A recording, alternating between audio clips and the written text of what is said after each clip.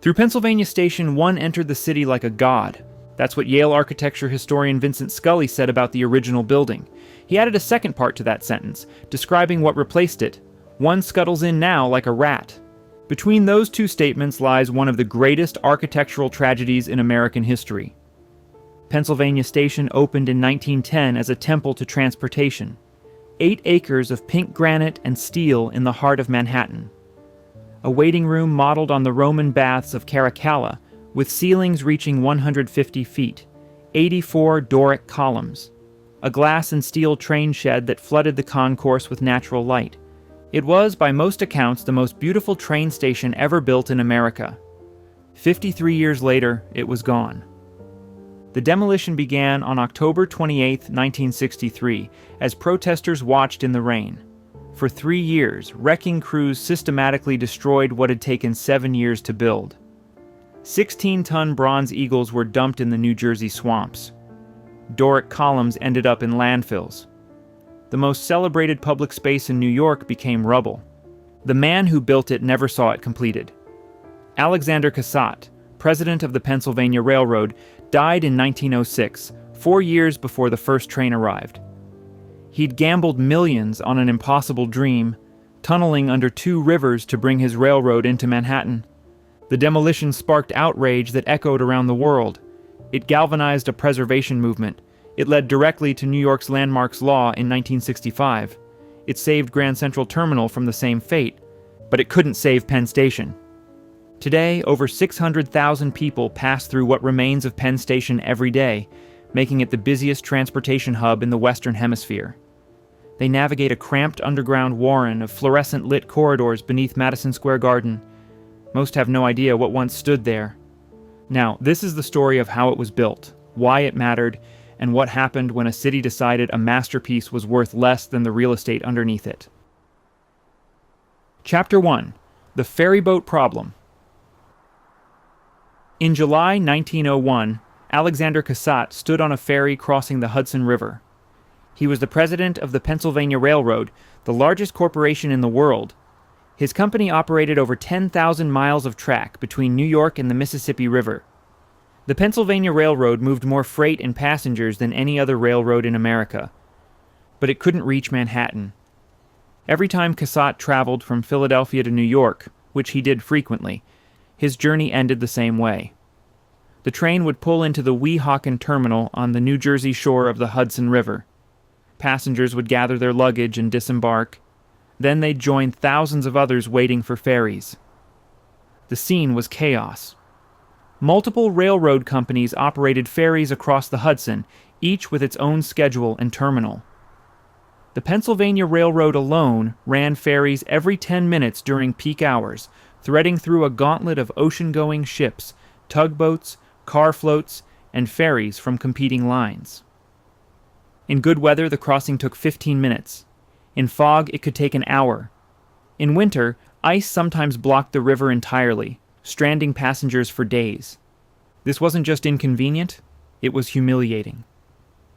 The Pennsylvania Railroad prided itself on being the standard railroad of the world.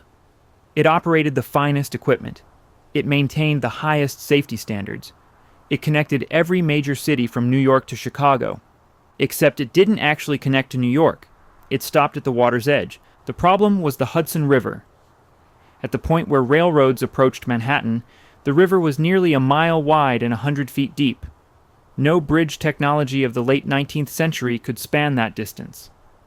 Tunneling seemed impossible. The riverbed consisted of silt and mud that would collapse under pressure. So railroads stopped in New Jersey, and passengers took boats. The situation gave the Vanderbilt family an enormous advantage. Their New York Central Railroad approached Manhattan from the north, crossing the much narrower Harlem River. They'd built Grand Central Terminal at 42nd Street and Park Avenue in the 1870s. Every passenger and freight shipment heading to Manhattan from the west had to either use Vanderbilt's lines or take a ferry. The Vanderbilts charged accordingly. For Alexander Cassatt, this was intolerable. He'd spent his entire career with the Pennsylvania Railroad, starting as a surveyor in 1861. He'd risen to first vice president by 1880. He'd retired wealthy in 1883 at age 43, bought a country estate, and spent 15 years breeding thoroughbred horses. In 1899, the Pennsylvania Railroad convinced him to return as president. The company was struggling with labor unrest, regulatory pressure, and the ferry problem. They needed someone who understood both operations and strategy. Cassatt took the job on one condition: he would have free rein to solve the Manhattan access problem. He'd been thinking about it for years. During his retirement, he'd traveled to Europe and studied how other cities handled similar challenges. In London, railways used electric trains in underground tunnels. In Paris, the new Gare d'Orsay had become the world's first electric rail terminal. Electric trains produced no smoke. That meant they could operate in enclosed spaces. That meant tunnels under rivers might actually work. In 1901, Cassatt made his decision. The Pennsylvania Railroad would tunnel under both the Hudson and East Rivers. They would build a terminal in the heart of Manhattan. They would finally bring trains directly into America's greatest city. Almost everyone thought he was insane. The engineering challenges were unprecedented. The cost would be staggering. The risk of catastrophic failure was high. Cassatt didn't care. He'd spent decades watching his railroad stop at the water while Vanderbilt's trains rolled into Manhattan. He'd endured the indignity of ferries too many times. He was going to tunnel under the rivers, or he was going to bankrupt the Pennsylvania Railroad trying. The ferry crossing that summer day in 1901 would be one of Cassatt's last. Within 2 years, tunnel construction would begin under the Hudson River. He would die before the first train made the crossing, but his vision would change New York forever. Chapter 2: The Man Who Would Tunnel Under Rivers. Alexander Johnston Cassatt was born in Pittsburgh in December 1839, the eldest of 7 children. His father, Robert Cassatt, was a successful stockbroker and land speculator. His mother, Catherine, came from a banking family and was exceptionally well educated for the era. The Cassatts were comfortable, cultured, and ambitious. They expected their children to excel. The youngest daughter, Mary, would become one of America's most celebrated Impressionist painters. Her work would hang in museums around the world. For much of the 20th century, when people heard the name Cassatt, they thought of Mary, not her older brother. That would have been fine with him. He avoided publicity his entire life. At 14, the boy enrolled at Rensselaer Polytechnic Institute in Troy, New York. The school was known for producing engineers who could actually build things: bridges, railroads, machines. The curriculum was brutally rigorous. Students either mastered technical drawing, mathematics, and physics, or they failed. He graduated in 1859 with a degree in engineering. His senior thesis examined turbine technology. His father, hoping to secure him a government position, arranged a meeting with President James Buchanan, a former neighbor. Nothing came of it. By fall 1860, the young engineer had found work as a surveyor with the Georgia Railroad. He was measuring routes for a rail line between Dalton and Knoxville when Georgia voted to secede from the Union in January 1861. He abandoned the work and returned to Pennsylvania. He would sit out the Civil War in the North. In 1861, he joined the Pennsylvania Railroad as an engineer. He was 21 years old. The work suited him. Railroading required precision, patience, and an ability to solve complex logistical problems. He excelled at all three. He rose quickly through the company ranks. By 1867, he was superintendent of motive power and machinery in Altoona, responsible for all locomotives and equipment maintenance. In that role, he married Lois Buchanan, a niece of President James Buchanan, and, through her mother, a niece of songwriter Stephen Foster. The couple would have 4 children, 2 sons and 2 daughters. Cassatt continued advancing. He became a vice president in 1877 during the Pittsburgh Railway riots, a period of violent labor unrest that shook the entire industry. His ability to navigate crisis impressed the board. By 1880, he was first vice president of the Pennsylvania Railroad. At 43, he retired. This wasn't a failure or a forced resignation. He had simply made enough money. He purchased a large estate called Chesterbrook Farm outside Berwyn, Pennsylvania. He bred thoroughbred racehorses, He fox hunted. He spent time with his growing family. For 15 years, Cassatt lived the life of a wealthy country gentleman. He attended horse shows. He managed his investments. He stayed far from the pressures of corporate leadership. But he kept thinking about railroads, and specifically, he kept thinking about Manhattan. In 1892, a Pennsylvania Railroad executive named Samuel Rea had proposed 5 different methods for reaching Manhattan. One involved tunneling using electric trains based on systems Rea had studied in London. The board had considered it too risky and too expensive. Cassatt disagreed. During his retirement, he traveled frequently to Europe. In the summer of 1901, he visited Paris at Rea's suggestion. The Gare d'Orsay had opened the previous year as the world's first electric rail terminal. Trains ran through tunnels, powered by electricity rather than steam. No smoke. No ventilation problems. It worked perfectly. He became convinced. Tunneling under the Hudson and East Rivers was feasible. Electric trains could operate safely underground. The technology existed. All that was needed was courage and capital. When the Pennsylvania Railroad Board approached him about returning as president in 1899, Cassatt negotiated carefully. He would take the position, but he would have complete authority to pursue the Manhattan Tunnel project. No interference from the board. No second-guessing his decisions. They agreed. He became president of the Pennsylvania Railroad on June 9, 1899. He was 59 years old, returning from comfortable retirement to tackle the most ambitious engineering project in American history. His peers thought he'd lost his mind. J.P. Morgan, who'd worked with Cassatt on railroad consolidations, respected him, but doubted the tunnel scheme would work. The engineering community was skeptical. The press called it reckless. He ignored them all. Cassatt had spent his career solving problems others considered insurmountable. This was simply the biggest one yet. He believed the Pennsylvania Railroad had an obligation beyond profit. It was reportedly the nation's largest corporation. It should perform a public service. Connecting Manhattan to the national rail network would benefit everyone, not just the company's shareholders. This attitude set him apart from other Gilded Age industrialists. The Vanderbilts, the Goulds, the railroad barons. They built for profit and power. Cassatt built because he believed infrastructure improved civilization. He was also racing against time. At nearly 60 years old, he knew the project would take years to complete. He might not live to see the first train enter Manhattan. That didn't matter. The work was what mattered. By 1902, he had begun assembling his team. Samuel Rea would oversee the overall project. Charles Jacobs, who'd attempted tunneling under the East River in the 1890s before running out of money, would serve as chief engineer. The Pennsylvania Railroad hired the best tunnel engineers available, many from Europe. Cassatt also began buying land in Manhattan.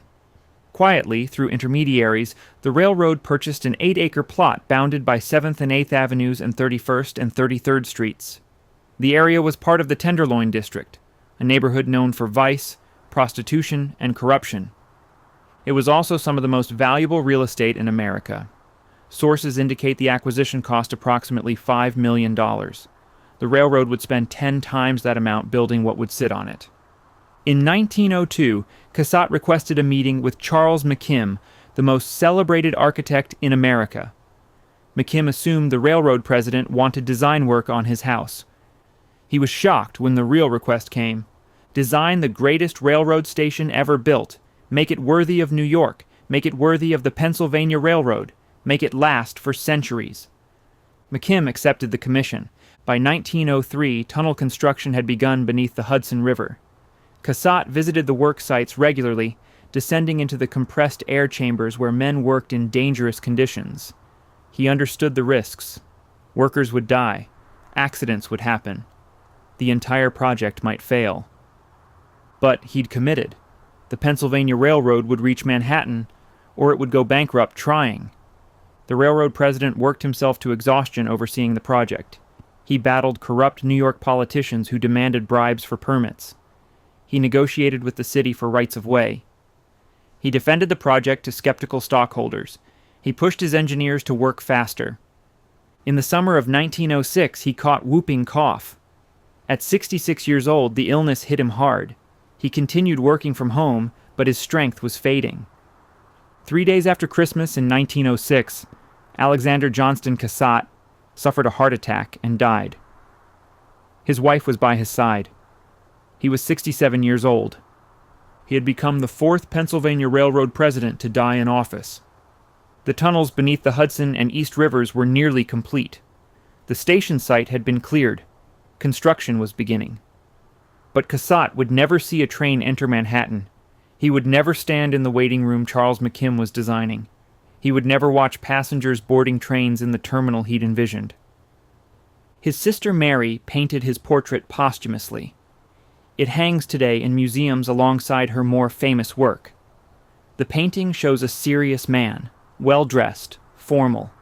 It captures his dignity, but not his determination. In 1910, when Pennsylvania Station finally opened, the Pennsylvania Railroad erected a bronze statue of him in a niche inside the terminal. An inscription beneath it read, "Alexander Johnston Cassatt, President, Pennsylvania Railroad Company, 1899 to 1906, whose foresight, courage, and ability achieved the extension of the Pennsylvania Railroad system into New York City." Passengers would walk past that statue for 53 years.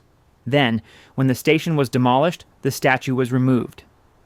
It sits today in the Railroad Museum of Pennsylvania in Strasburg, far from New York, far from the tunnels he built, far from the terminal that bore his vision. Lonely, out of context. A memorial to a man almost no one remembers. Chapter 3. The Impossible Tunnels.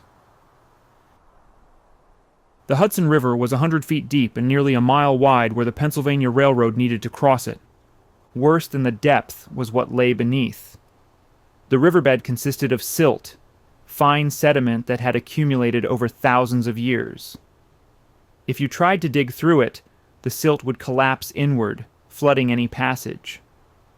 If you tried to build a tube and sink it, the soft bottom wouldn't support the weight. Every engineer who examined the problem reached the same conclusion. Creating a passage beneath the Hudson River was beyond current capability. Samuel Rhea thought they were wrong. Rhea was a Pennsylvania Railroad executive who'd spent years studying tunnel projects in Europe. In 1892, he'd examined the South London Railway, which successfully operated electric trains through underground passages. He'd seen compressed air systems stabilize soft soil during construction.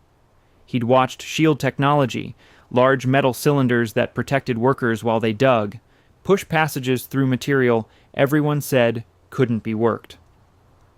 When Alexander Cassatt returned as Pennsylvania Railroad president in 1899, Rhea presented him with detailed plans. Build 2 single-track passages beneath the Hudson, running from Weehawken, New Jersey to Midtown Manhattan. Build 4 more single-track routes under the East River, connecting Manhattan to Queens and the Long Island Railroad. Use compressed air to stabilize the riverbed during construction. Use electric trains to eliminate smoke problems. Cassatt studied the plans for months. Then he reportedly committed $50 million to the project, equivalent to over $1.5 billion today. Construction began on the Hudson River tunnels in June 1903. The method was both brilliant and terrifying. Workers would excavate from inside large cylindrical shields made of cast iron. These shields were pushed forward using hydraulic jacks. As the tunnel advanced, workers would line it with cast iron rings bolted together. Behind them, other crews would seal everything with concrete. The entire work area had to be kept under air pressure greater than atmospheric pressure. This prevented water and silt from flooding in. Workers entered through airlocks, just like divers. They labored in chambers where the air pressure made their ears pop and gave them headaches. If they ascended too quickly after their shift, they risked caisson disease, what we now call the bends, which could cripple or kill them. Charles Jacobs supervised the construction. He'd attempted similar work in the 1890s, boring beneath the East River for the Long Island Railroad. That project had been abandoned after fatal accidents, and the financial panic of 1893 drained funding. Workers had died from caisson disease. Fires had broken out in the compressed air chambers. Investors had fled. Jacobs knew exactly how dangerous this work was. The Pennsylvania Railroad hired experienced crews, many of them sand hogs, men who specialized in compressed air construction beneath rivers. These laborers understood the risks. They worked in teams, advancing the shield a few feet each day, lining the passage as they went. The work was slow. A good day meant advancing 6 feet. Many days they advanced less. Sometimes they hit unexpected rock or harder sediment and made almost no progress. And men died. In 1904, a blowout occurred in one of the Hudson passages. Compressed air found a weak point in the riverbed and erupted upward through the silt. The pressure suddenly dropped inside the work area. Water and mud poured in before crews could seal the breach. 2 men drowned, others barely escaped. The accident made national news. Critics called for the project to be abandoned.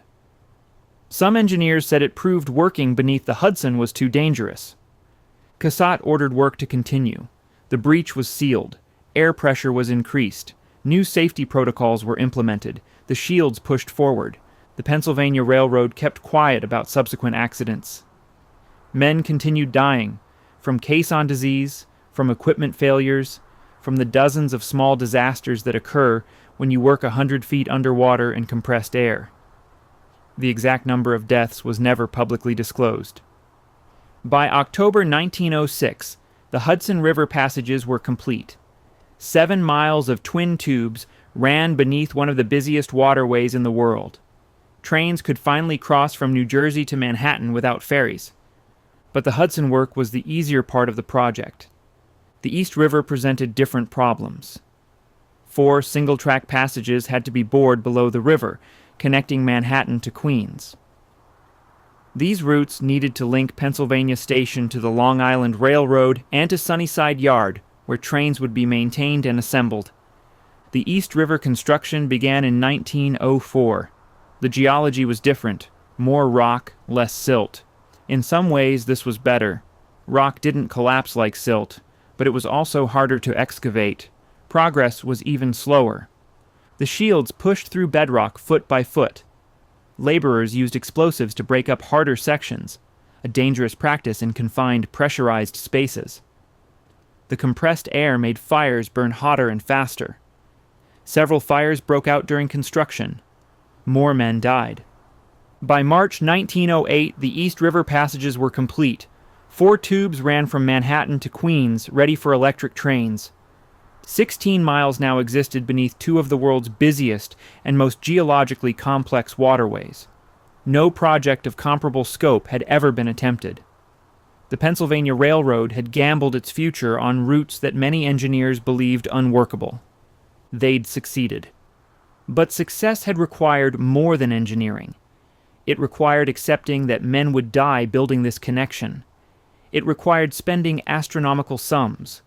Sources indicate the final cost exceeded $112 million, over $3 billion in today's money. It required vision that extended beyond quarterly profits to think about what a railroad should mean to a nation. The completed work was elegant in its simplicity.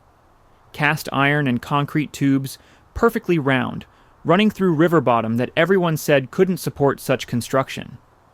Invisible to everyone except the workers who built them and the passengers who would use them. And they're still there. The same passages commissioned in 1903.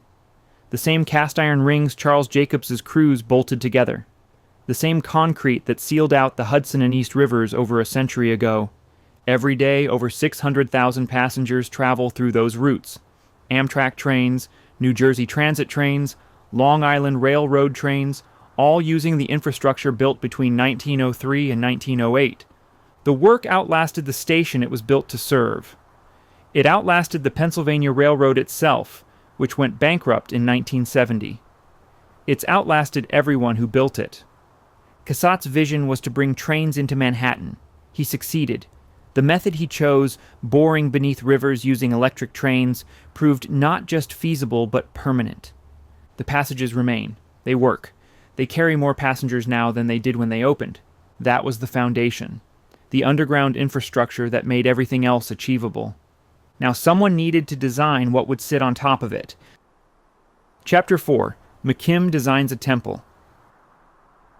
Charles Follen. McKim was in his mid-50s when the telegram arrived. He was in Washington discussing renovations to the White House with President Theodore Roosevelt. The work was significant, restoring the executive mansion to a more dignified state after years of modifications. McKim was the obvious choice. His firm, McKim, Mead & White, had designed some of America's most important buildings. The telegram came from Alexander Cassatt, requesting an immediate meeting in Philadelphia. McKim joked to colleagues that the railroad president probably wanted a new stoop for his house. He took a train to Philadelphia the next day, curious but not particularly concerned. What Cassatt proposed left him speechless. The Pennsylvania Railroad was building tunnels beneath the Hudson and East Rivers. They'd acquired substantial property in Manhattan.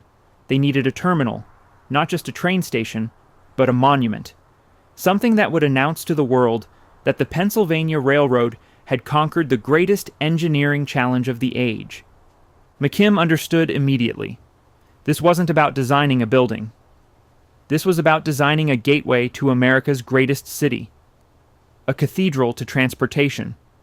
A statement that would last centuries. He accepted the commission that afternoon. McKim had spent his career studying classical architecture. He'd traveled extensively in Europe, measuring Roman ruins, sketching Greek temples, absorbing the principles that had guided builders for 2,000 years. He believed the classical tradition, columns, symmetry, proportion, represented the highest achievement of human civilization. For Pennsylvania Station, he would draw on the greatest sources. The main waiting room would be inspired by the baths of Caracalla in Rome. Those ancient baths, built in the 3rd century, featured soaring vaulted ceilings and vast interior spaces. They'd been designed to accommodate thousands of people in an environment that felt both monumental and welcoming. The arcade entrances would reference the Brandenburg Gate in Berlin, massive, dignified, unmistakably powerful. The train concourse would be something entirely new. Steel and glass, flooded with natural light, a fusion of ancient Roman grandeur and modern engineering. McKim's partners, William Mead and Stanford White, assisted with the design. White handled much of the interior detailing. Mead managed the technical aspects, making sure the beautiful design could actually be built, but the vision was McKim's. The site presented challenges. The plot occupied 2 full city blocks, bounded by 7th and 8th Avenues and 31st and 33rd Streets. The location was in the Tenderloin District, an area known for brothels, saloons, and vice. Sources indicate over 500 buildings occupied the land: tenements, shops, cheap hotels. The Pennsylvania Railroad demolished all of it. Clearing the site took months. Families were displaced, businesses closed, an entire neighborhood vanished to make room for what would replace it. The railroad compensated property owners, but not generously. This was before modern urban renewal laws. If the railroad wanted your building, you sold or faced legal proceedings. By 1904, the site was clear. Foundation work began. The scale was staggering. The main waiting room alone would measure roughly 300 feet long, 100 feet wide, with ceilings reaching 150 feet. The entire complex would span 2 city blocks. When completed, it would reportedly be the largest building ever constructed at one time. McKim specified pink granite for the exterior. Doric columns, 84 of them, would line the waiting room. These weren't decorative. They were structural, supporting the massive weight of the roof above. The columns would be unfluted based on the classical Greek Doric order: simple, strong, eternal. For the train concourse, McKim designed an entirely different aesthetic. Steel arches would support a glass roof, creating a light-filled space that felt modern and forward-looking. Passengers would move from the Roman-inspired waiting room into this steel and glass cathedral, then down to the platforms below. The design created a procession. Enter through one of the arcades. Pass through the general waiting room. Vast, dignified, inspiring. Move to the train concourse. Bright, functional, impressive. Descend to the platforms. Organized, efficient, clean. Every element served both practical and symbolic purposes. The waiting room told you this was important. The concourse told you this was modern. The platforms told you the railroad worked. Construction proceeded through 1905, 1906, 1907. Steel frame rose first, then the granite walls, then the columns, each one massive, requiring cranes and dozens of workers to position correctly. McKim visited the site regularly during the early years. He was aging. He'd suffered health problems and the stress of running a major architectural firm. But he pushed himself to oversee this project. It would be his greatest work. The Pennsylvania Railroad spared no expense. When contractors proposed cost-cutting measures, the answer was no. Use the best materials.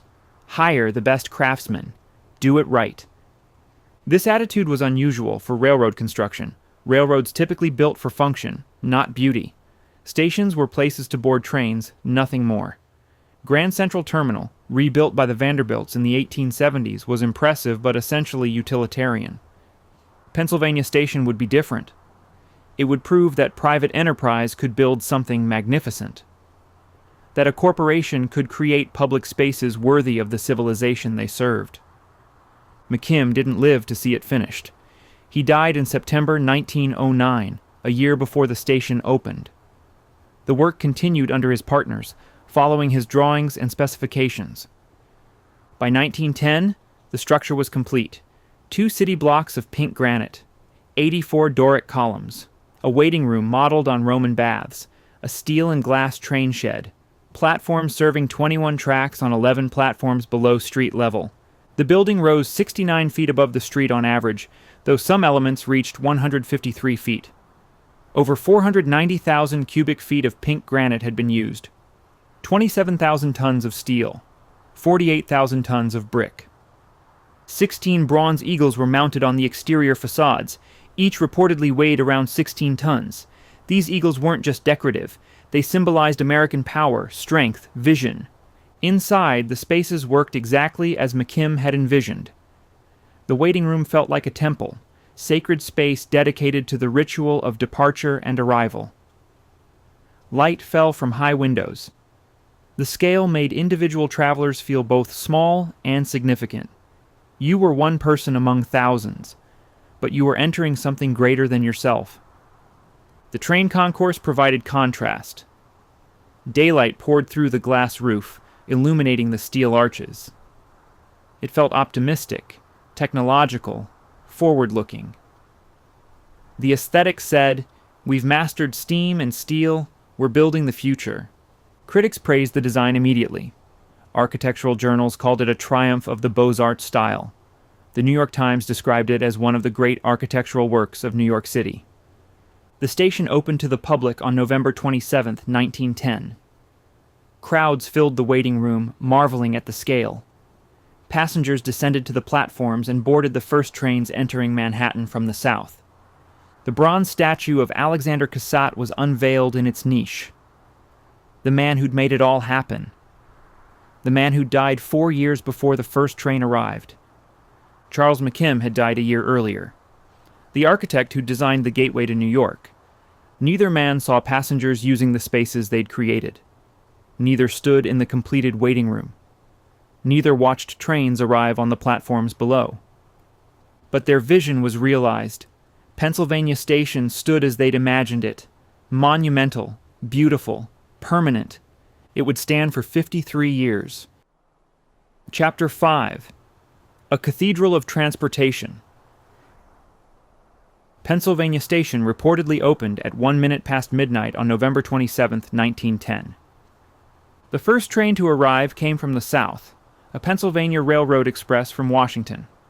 It pulled into the underground platforms at precisely 1 minute after midnight.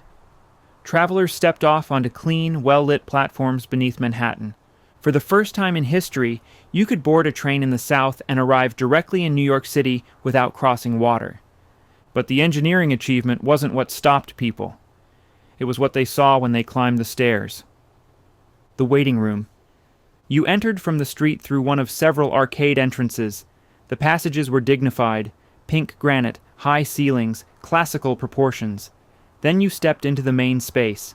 150 feet above you, the ceiling soared. Vaulted coffered ceilings, modeled on Roman baths, created a sense of infinite space. Natural light fell from high windows, illuminating the massive Doric columns that lined the room. 84 columns. Each one rose from floor to ceiling, unfluted, powerful. They weren't decoration. They held up the roof. The scale was overwhelming. The room measured roughly 300 feet long and 100 feet wide. It could hold thousands of people comfortably. On busy days, it did. The floor was travertine marble. The walls were pink granite. Everything felt solid, permanent, eternal. This wasn't a temporary structure. This was built to last centuries. Separate waiting rooms served different functions. One for arriving travelers, one for those departing. The logic was simple. Keep arrivals moving toward exits. Keep departures moving toward trains. No confusion. No bottlenecks. The Pennsylvania Railroad had studied flow patterns for years before designing this. They understood that a great terminal wasn't just beautiful, it had to work efficiently. From the main waiting room, people moved to the train concourse. The contrast was deliberate. Where the waiting room felt ancient and timeless, the concourse felt modern and technological. Steel arches supported a vast glass roof. Daylight flooded the space. The steel framework was intricate, almost delicate despite its strength. Each arch connected to the next, creating a web of steel and glass that stretched the length of the concourse. This was the future. Steel and glass and electric trains. No smoke, no soot, no darkness. Just clean, efficient, modern transportation. Below the concourse, platforms stretched into the distance. 21 tracks on 11 platforms. Electric trains waiting. Conductors calling departures. Travelers boarding. The organization was meticulous, each track clearly marked, each platform numbered. Departure boards showing times and destinations. Information desks staffed by employees who actually knew the answers. The Pennsylvania Railroad had built the most technologically advanced train terminal in the world, but they'd wrapped that technology in classical architecture that made it feel timeless. Opening day drew massive crowds. New Yorkers came just to see it. They walked through the waiting room, gawking at the ceiling. They stood in the concourse, watching light pour through the glass roof. They descended to the platforms to watch trains arrive and depart. The press coverage was extraordinary. The New York Times called it a monument to the vision and energy of the Pennsylvania Railroad. Architectural journals devoted entire issues to analyzing McKim's design. Critics compared it to the great buildings of antiquity, favorably. This wasn't just a train terminal. It was a civic monument, a gift to New York from private enterprise. The bronze statue of Alexander Cassatt stood in its niche, watching crowds pass beneath. The inscription proclaimed his achievement, bringing the Pennsylvania Railroad into New York City. Pennsylvania Station announced that New York had arrived as a world-class city. London had its grand terminals. Paris had its Gare d'Orsay. Now New York had Pennsylvania Station. The building performed exactly as designed. Traffic flow worked smoothly. The separate areas eliminated confusion. The concourse moved people efficiently to trains. The platforms handled multiple departures simultaneously without chaos. Sources suggest approximately 10 million people used Pennsylvania Station in its first full year. By 1920, that number had reportedly doubled. By 1930, it had doubled again. The waiting room became one of New York's great public spaces. People met there. Families said goodbye there. Soldiers departed for war from those platforms. Immigrants arriving from the South stepped off trains into that concourse. Writer Thomas Wolfe, who used the terminal frequently, described it in his novel You Can't Go Home Again. He wrote of time's voice remaining aloof beneath the immense roof, a sense of the eternal amid constant motion. That captured something essential about the space. It felt permanent, unchanging. The trains came and went, travelers arrived and departed, but the building itself seemed eternal. The exterior made a powerful statement. The arcade entrances suggested Roman triumphal arches. The Doric colonnade along 7th Avenue proclaimed classical strength.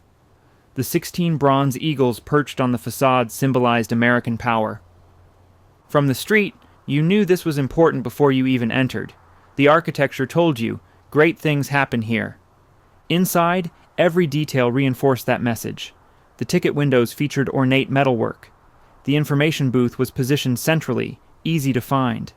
The clocks were visible from anywhere in the main hall. Signs directed people clearly. The Pennsylvania Railroad had thought through every aspect of the experience. This wasn't just about moving crowds efficiently, though it did that brilliantly. It was about making the journey feel significant. When you departed from Pennsylvania Station, you weren't just catching a train. You were participating in something grand. You entered through that magnificent waiting room. You passed through the modern concourse. You boarded your train on clean, well-lit platforms. The entire experience said, "This matters. You matter. Travel is important." For nearly 5 decades, Pennsylvania Station would serve that function. It would be the gateway to New York for millions. It would represent American ambition, American engineering, American aesthetics. The building that Alexander Cassatt envisioned and Charles McKim designed would become one of the most beloved structures in New York City. It would become so familiar that people stopped really seeing it. It was just there, permanent, unchangeable. That familiarity would eventually become dangerous. When something feels permanent, you stop believing it can disappear. Chapter 6. The Golden Age. In 1911, sources indicate approximately 10 million people passed through Pennsylvania Station. They came from Philadelphia, Washington, Baltimore. They connected to Long Island trains. They commuted from New Jersey, and the numbers grew every year.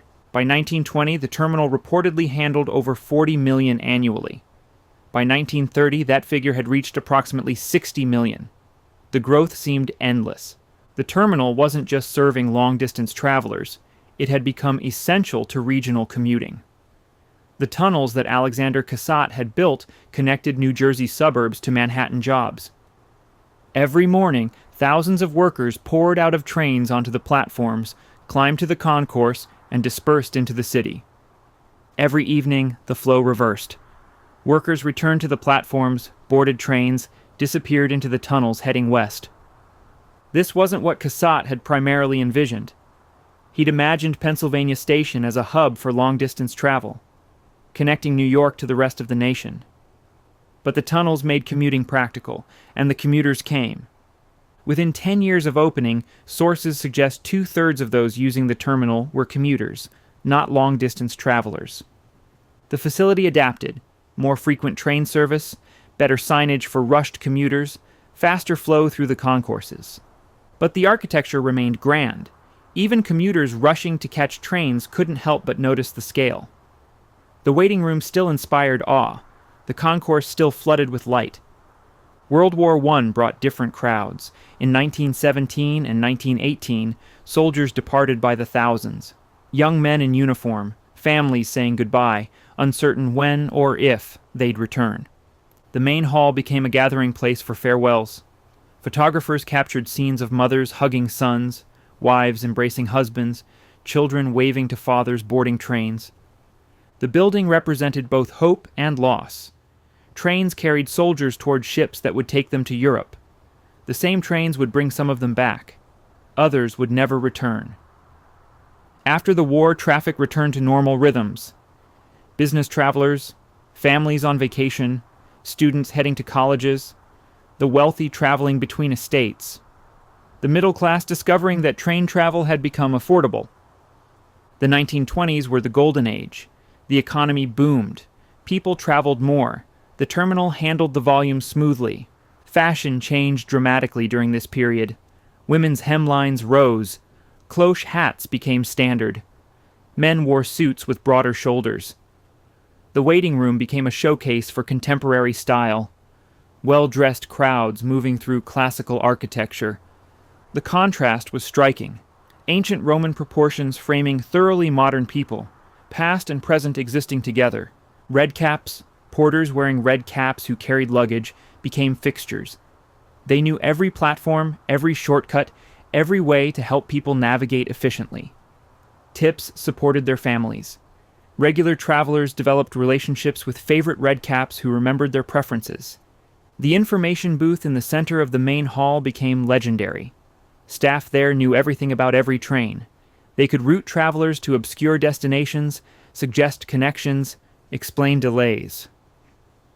During the 1930s, despite the Great Depression, Pennsylvania Station remained busy. Train travel was still the primary way to move between cities. Airlines existed, but served few people. Automobiles were common, but highways connecting major cities were limited. If you wanted to travel from New York to Chicago, you took a train from Pennsylvania Station. The Depression changed the mood more than the volume. Fewer people traveled for pleasure. More traveled for necessity, looking for work, visiting struggling family, moving to where opportunities might exist. The main hall saw more threadbare suits, more worried faces, more families traveling with all their possessions. But the facility itself remained magnificent.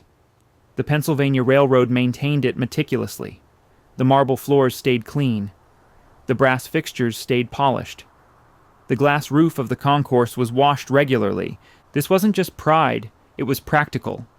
The terminal was the Pennsylvania Railroad's showroom. It demonstrated their capabilities. It told travelers, "We run things well. Trust us." By 1945, Pennsylvania Station reached its peak. Sources indicate approximately 109 million people used it that year. The waiting room was constantly full. The platforms never empty. Trains arrived and departed in continuous succession. World War II had brought another wave of military departures. Again, young men in uniform said goodbye to families. Again, the building became a place of hope and fear. But this time the volume was unprecedented. Millions of servicemen moved through during the war years. Operations ran 24 hours a day, every day. There was no quiet period. There was no off-season. The main hall could hold thousands comfortably. During the war, it regularly exceeded capacity. People sat on the marble floors. They leaned against columns. They waited wherever they could find space. The Pennsylvania Railroad handled the overload impressively. More trains, more frequent service, additional staff, streamlined procedures. They kept everyone moving. By late 1945, the war was ending. Servicemen were returning. The crowds shifted again, now celebrating, reuniting, looking forward rather than goodbye. Those were the finest years. The building worked perfectly. It served millions efficiently. It remained beautiful despite constant use. Photographers captured the scene repeatedly, the light falling through the concourse glass roof onto crowds below. The waiting room filled with people from every walk of life, the platforms busy with boarding and departures. These images would later seem nostalgic, capturing a lost era. But at the time, they just documented normal operations. Pennsylvania Station was doing exactly what it was built to do. No one imagined it wouldn't last. The structure felt as permanent as the city itself. The pink granite, the Doric columns, the steel and glass, all of it seemed built for eternity. How could something so solid, so essential, so beautiful ever disappear? The question wouldn't have made sense in 1945. Pennsylvania Station was reportedly handling over 100 million people a year. It was among the busiest train terminals in the world. It was an essential piece of American infrastructure. It would stand forever. Except it wouldn't. The decline was already beginning. Most people just hadn't noticed yet. Chapter 7. The decline begins. In 1946, something changed. Train ridership had peaked during World War II out of necessity. Gasoline was rationed. Rubber for tires was scarce. The military had commandeered vehicles. If you needed to travel, you took a train. But the war was over. Rationing ended. Factories that once produced tanks and planes retooled to build automobiles. Returning servicemen wanted cars, symbols of freedom and prosperity. The automobile industry exploded. General Motors, Ford, and Chrysler ramped up to unprecedented volumes. In 1950, the United States produced roughly 8 million vehicles, about 3/4 of world output that year. People who'd spent years crammed into crowded rail cars discovered the appeal of private automobiles. You left when you wanted. You stopped where you chose. You controlled the radio. You weren't bound by anyone's schedule. For the station on 7th Avenue, the impact was gradual but relentless. Ridership in 1946 dipped from wartime highs, then dropped again in 1947, and again in 1948. The decline accelerated through the 1950s. Washington made it worse, unintentionally. In June 1956, President Eisenhower signed the Federal Aid Highway Act, launching the Interstate Highway System, the largest public works program in American history up to that time. By the early 60s, you could drive from New York to Chicago almost entirely on modern expressways.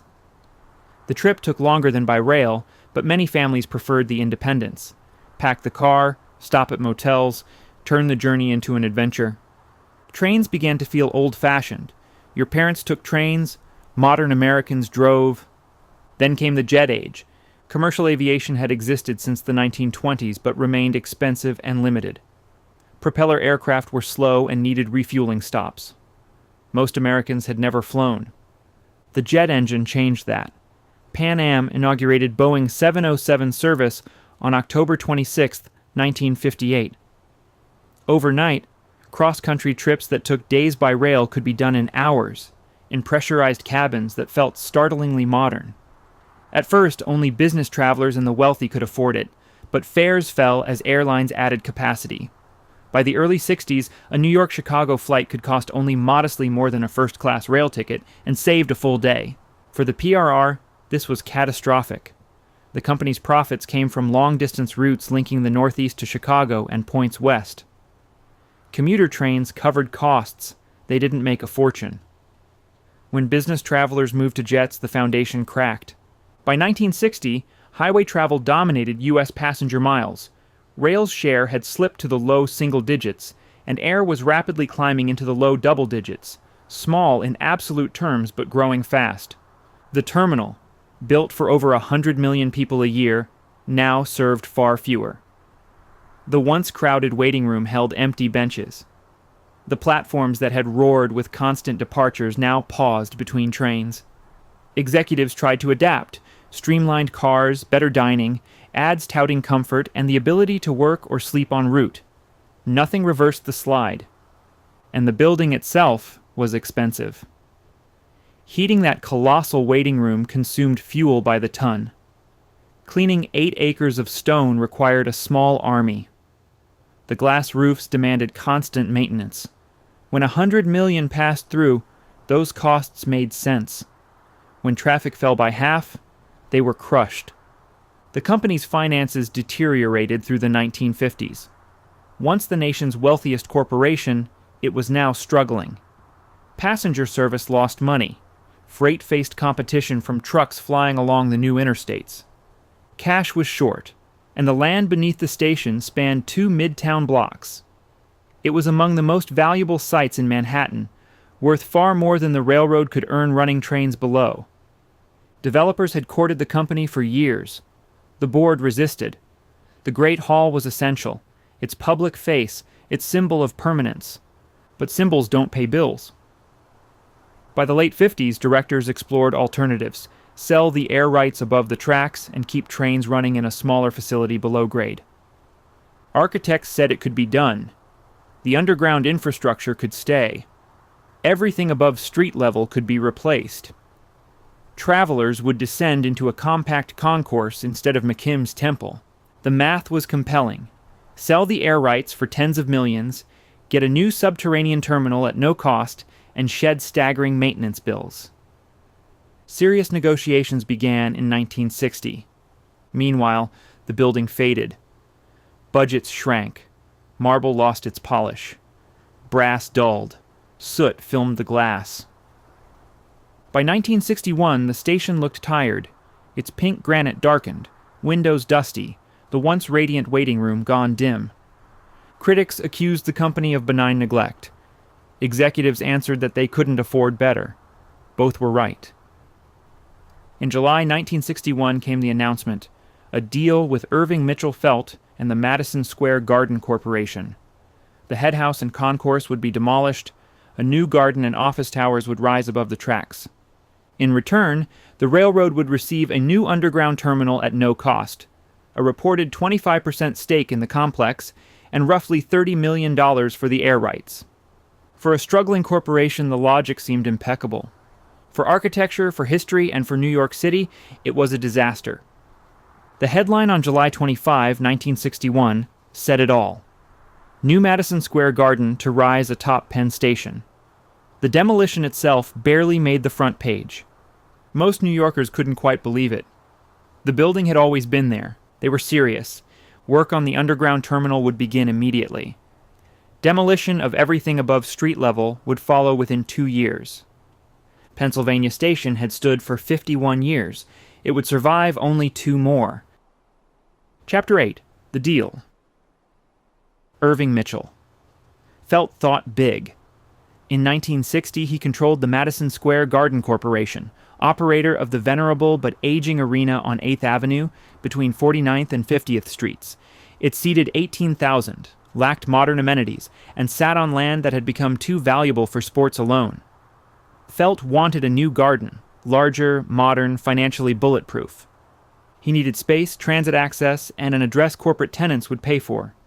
The 2 blocks above the PRR's Manhattan terminus checked every box. Direct access to 3 rail systems and multiple subway lines, right in Midtown. The railroad owned it, and the railroad needed cash. Felt approached in 1959 with a blunt proposal. The garden would purchase the air rights, demolish everything above street level, and build a new 20,000-seat arena with office towers.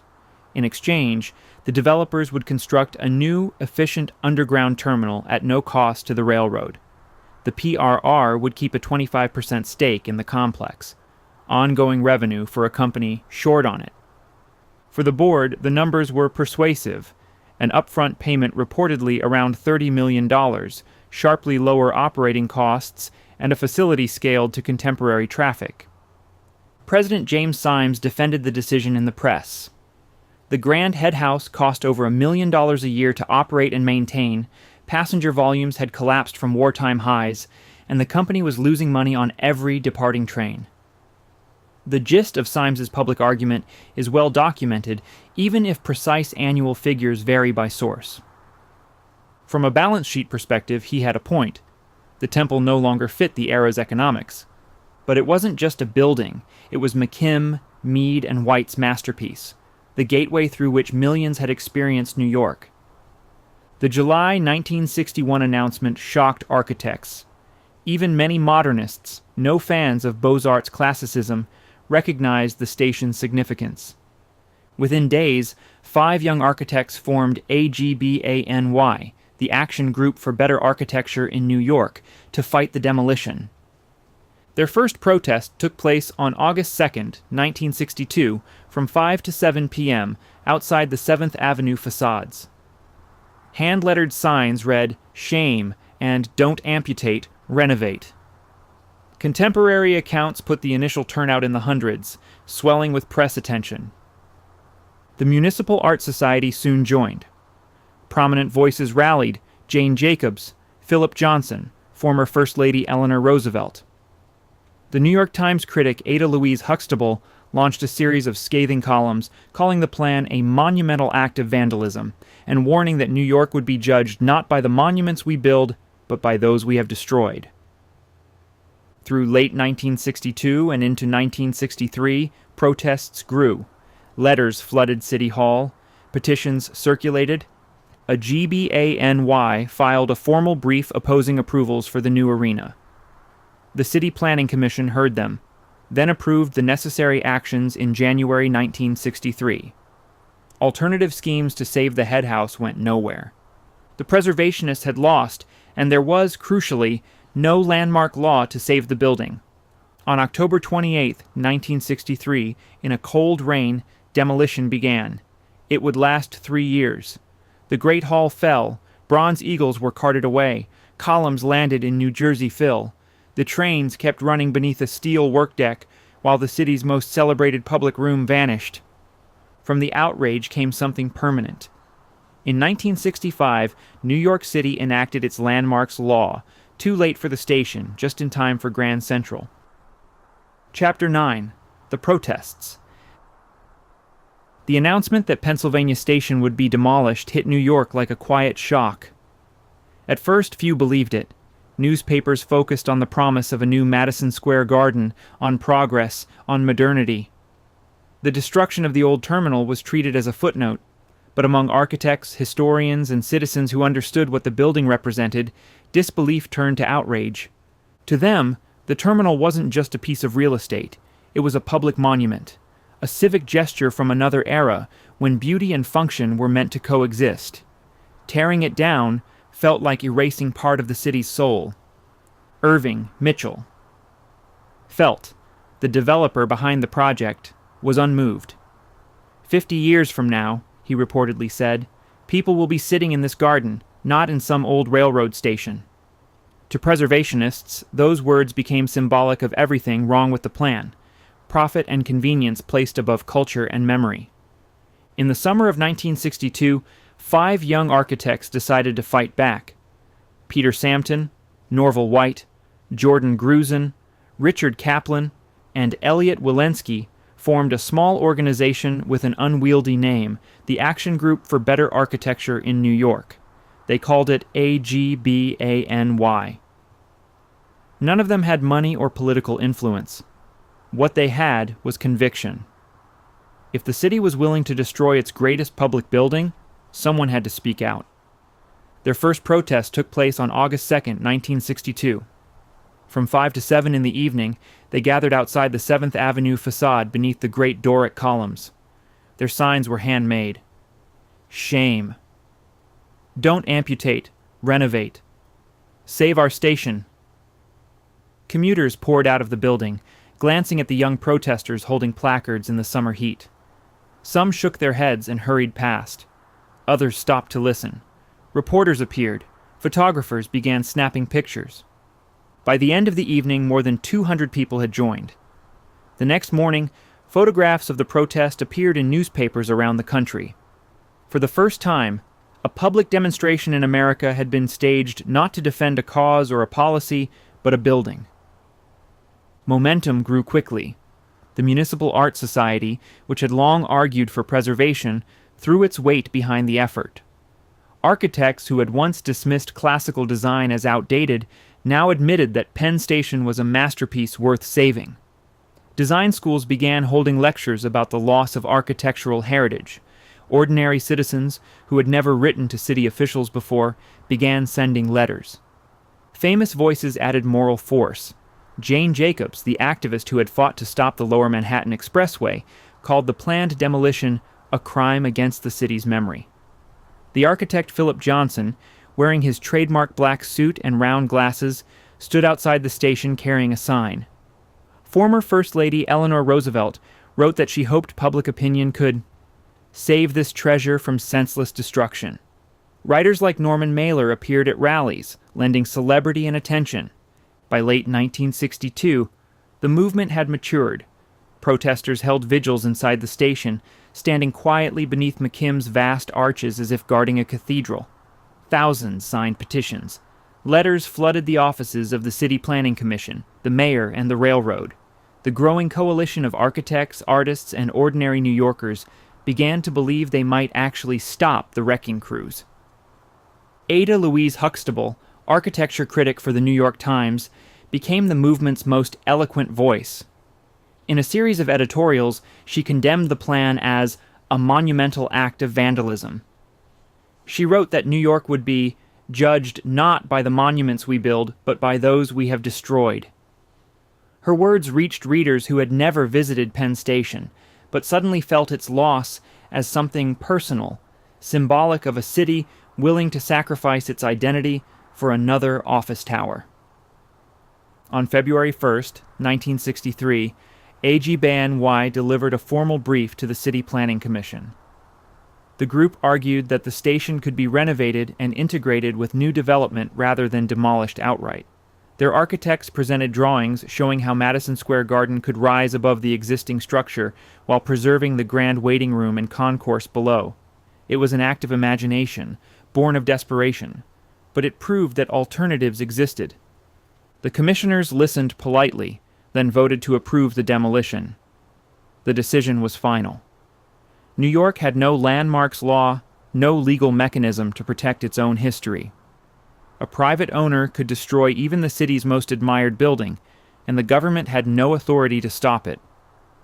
For the protesters, the news was devastating. They had fought with passion and logic, but the forces aligned against them, corporate, political, financial, were overwhelming. Yet even in defeat, they refused to vanish quietly. Through the spring and summer of 1963, demonstrations continued outside the station. Hundreds of New Yorkers came, some carrying black armbands as a symbol of mourning. Others simply stood and watched the building, trying to memorize every detail before it disappeared. By autumn, the outcome was clear. On October 28, 1963, as rain fell on 7th Avenue, the first pieces of pink granite were pried from the facade. Protesters stood silently on the sidewalks, umbrellas dripping, as the sound of machinery echoed through the arches. Inside, trains still departed beneath the demolition. Passengers hurried along corridors lined with plywood walls, barely noticing that history was collapsing above their heads. The protesters could not save Penn Station, but they did something that would outlast it. They awakened a generation of New Yorkers to the idea that a city's buildings were part of its collective memory, and that once destroyed, those memories could never be rebuilt. What began as a small group of young architects standing in the heat of an August evening would, within a few years, reshape national law and change how America treated its architectural heritage. Pennsylvania Station was gone, but its death had given birth to something new. A movement that would make sure such a loss could never happen again. Chapter 10. The Destruction and the Outrage. It began quietly. On the morning of October 28, 1963, under a gray, steady rain, workers in hard hats climbed the great steps of Pennsylvania Station. They carried sledgehammers, scaffolding, and acetylene torches. The first blows fell against the pink granite cornice on the 7th Avenue facade. For a moment, nothing seemed to happen.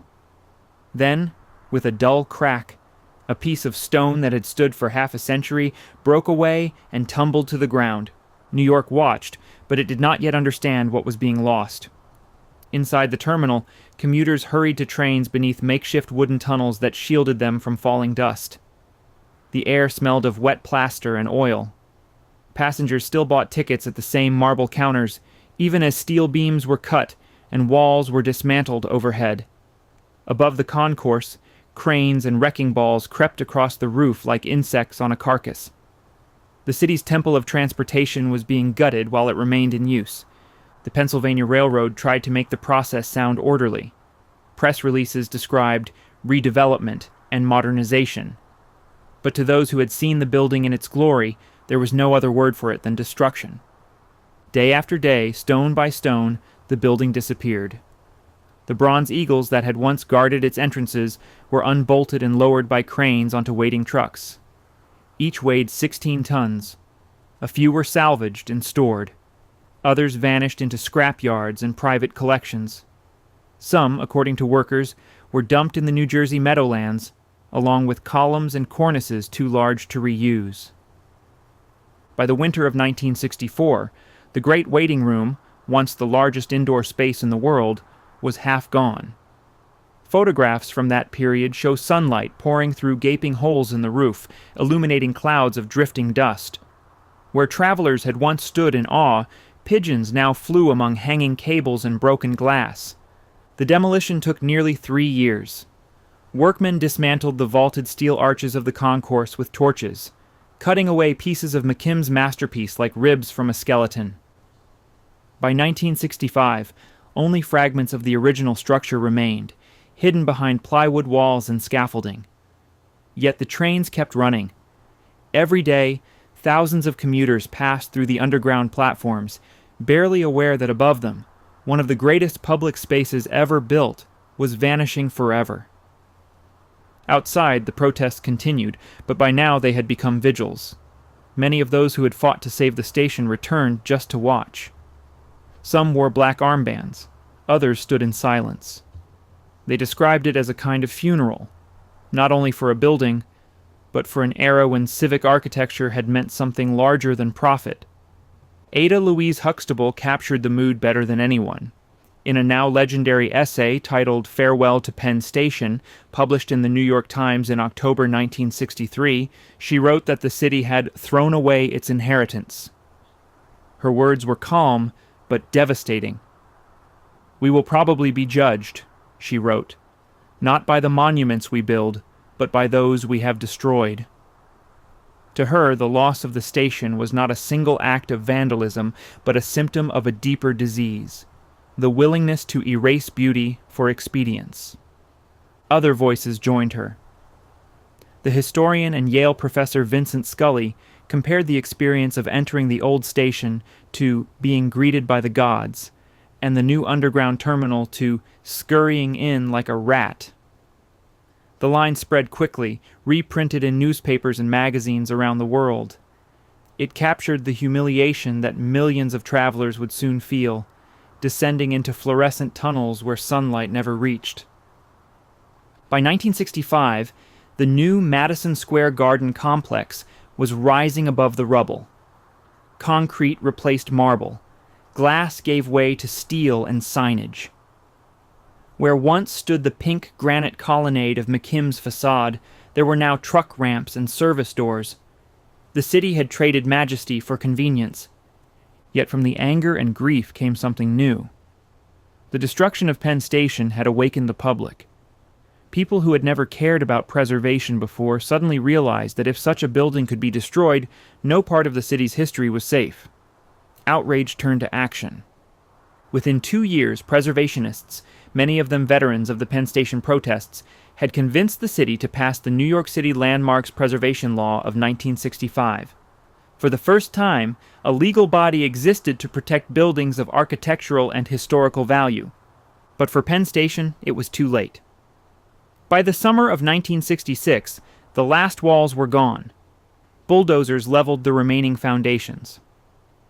Only the underground tracks and platforms survived, entombed beneath the new Madison Square Garden and 2 anonymous office towers. Where sunlight had once filtered through glass ceilings onto travelers bound for every corner of the continent, there was now fluorescent light and concrete. The voices of commuters echoed off low ceilings instead of stone arches.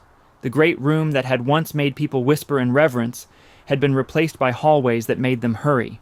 For years afterward, New Yorkers spoke of the loss with a kind of stunned regret. It had happened so quickly, so quietly, that many never realized what was gone until it was too late. Photographs of the demolition circulated through magazines and architecture schools, inspiring a generation of students who would dedicate their careers to preservation.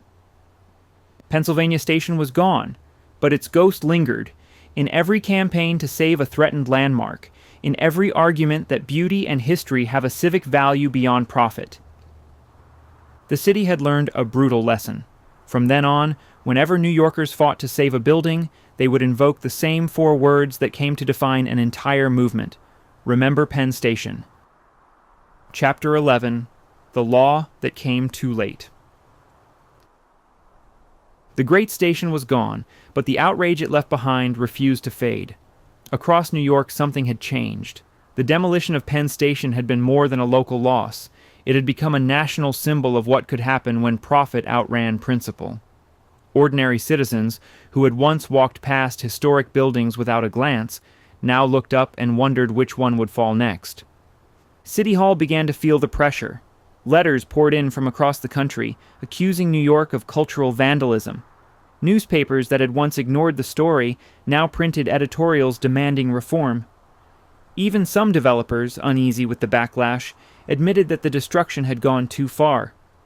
Mayor Robert Wagner, facing re-election in the mid-60s, recognized that public opinion had shifted. In early 1965, he appointed a task force to draft legislation that would prevent another Penn Station. On April 15th of that year, he signed into law the New York City Landmarks Preservation Law, the first comprehensive ordinance of its kind in the nation. It was a turning point. For the first time, a city agency had the legal authority to designate and protect buildings of architectural or historical significance. The new Landmarks Preservation Commission, made up of architects, historians, and civic leaders, was empowered to block demolition permits and to require that any changes respect the integrity of designated structures. The law was, in many ways, Penn Station's legacy. The terminal had died so that others might live. Within months, the commission began its work. Its first list of protected sites included City Hall, Brooklyn Bridge, and a number of historic brownstones in Greenwich Village. Over time, more were added: churches, theaters, libraries, whole neighborhoods. Preservation had become part of New York's civic conscience. But the law would not be truly tested until more than a decade later, when another landmark faced the same fate as Penn Station. In 1975, the owners of Grand Central Terminal, another Beaux-Arts masterpiece designed by the same generation of architects, proposed building a 55-story tower above it. They argued that the air rights were theirs to use, just as the Pennsylvania Railroad had done a decade earlier. The outcry was immediate and familiar. Preservationists rallied, invoking the same phrase that had haunted the city for years: "Remember Penn Station." This time, the law was on their side.